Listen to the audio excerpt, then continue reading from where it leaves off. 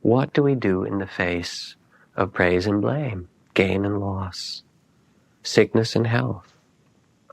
One Lama who was thrown in prison for 25 years in Tibet by the Chinese Communist Army wrote a letter out where he bowed and he thanked them in advance for their generosity in providing food, such as it was, lodging, and the advanced practices necessary for the fulfillment of his bodhisattva path of compassion.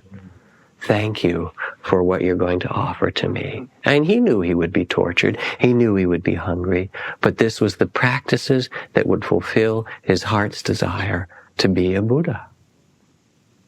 Or a hospice worker who was a friend of mine, who was working with an old Latino man who had AIDS, and was dying from it. And at some point, they were praying together and talking, and the conversation came around to why did he think he had AIDS? Was they led a bad life, or he was the victim of what had happened to him, or he was guilty, all the kind of stories. And the man reflected for a little while, and he said, I've been thinking about this,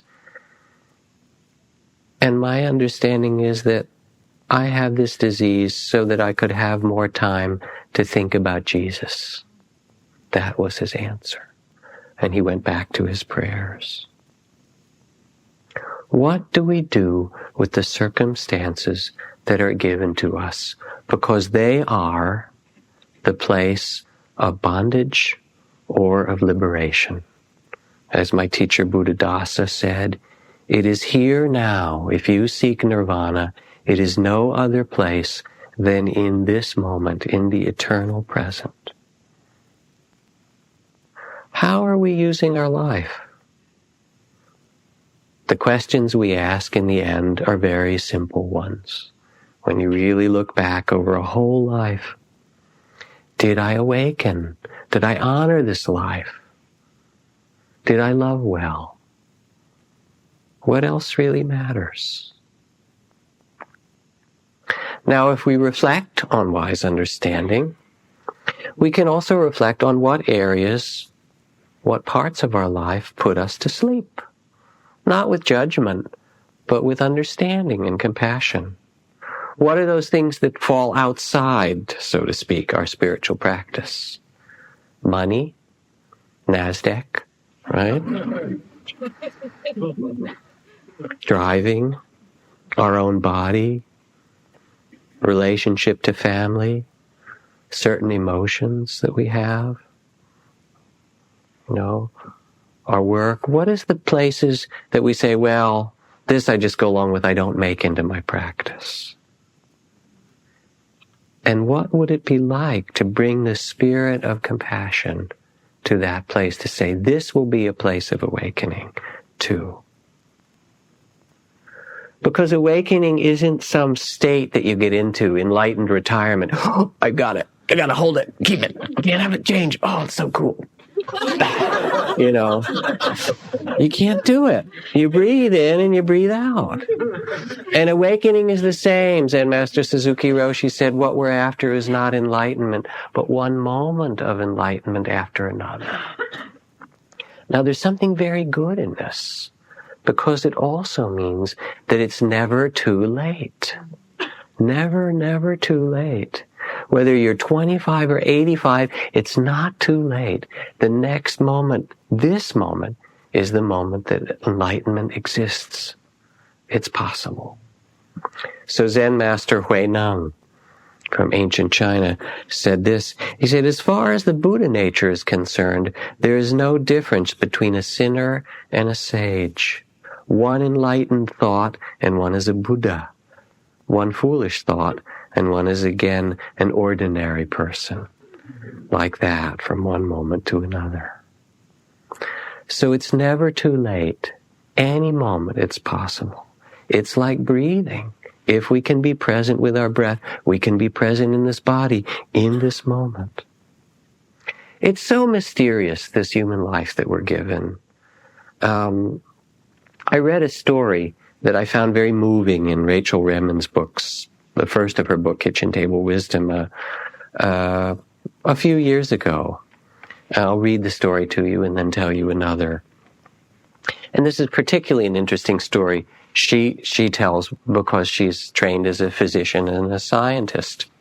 For the last 10 years of his life, Tim's father had Alzheimer's disease. Despite the devoted care of his mother, Tim's mother, the father had slowly deteriorated until he'd become a sort of walking vegetable. He was unable to speak for years, was fed, clothed, and cared for as if he were a young child. Tim and his brother grew older. They would stay with their father for brief periods of time while their mother took care of the needs of the household. One Sunday, while she was out doing the shopping, the boys, then 15 and 17, were watching television. Their father sat nearby. Suddenly, he slumped forward and fell to the floor. Both sons realized immediately something was terribly wrong. His color was gray, his breath uneven and rasping. Frightened, the older boy told the younger brother, "Call 911. Before the younger boy could respond, a voice he had not heard in 10 years, a voice he could barely remember, spoke up and said, "Son, don't call 911. Tell your mother that I love her. Tell her that I'm all right." And then Tim's father lay there and he died. Tim, who is now a cardiologist, looked around the room of the group of doctors mesmerized by the story. He said, because he died unexpectedly at home, the law required we have an autopsy. My father's brain was almost entirely destroyed by Alzheimer's. For many years I've asked myself, where did those words come from? Now it happens, and I hope that it's okay to tell this story because I didn't speak with them, I heard it secondhand, that members of this community who live in Woodacre, who are very lovely beings, Tim and Jane Unger, that Tim, his name happens to be related to someone in this story, had a brain tumor. And over these past months has gotten tumor had grown, and he got closer and closer to death and became unable to speak any intelligible words now for quite a long time. He tried to speak, but all that came out were sounds that were unintelligible to anyone else. And it seemed like it would be a slow and difficult dying process. They had 2 children, but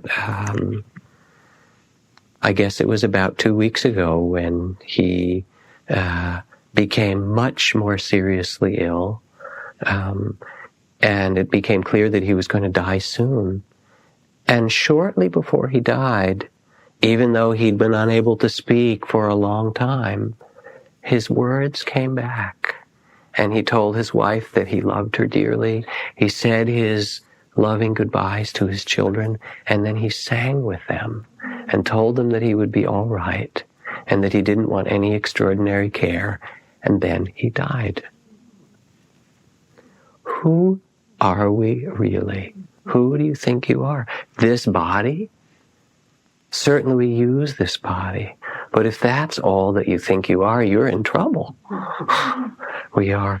There is some great spirit that brought you into this human life and that carries you through it.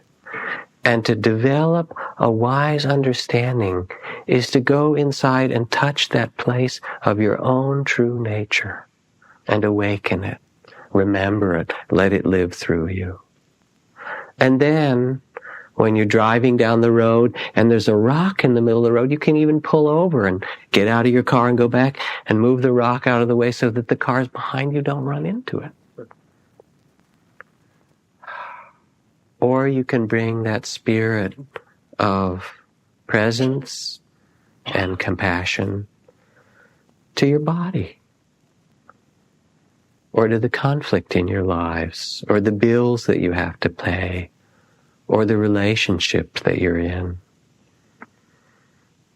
or your children or your parents when they're sick. And instead of being identified with the contracted, fearful, grasping, small sense of self, you can remember that in any moment, the path is here for you. Patience, compassion, freedom. You can breathe open. Let go.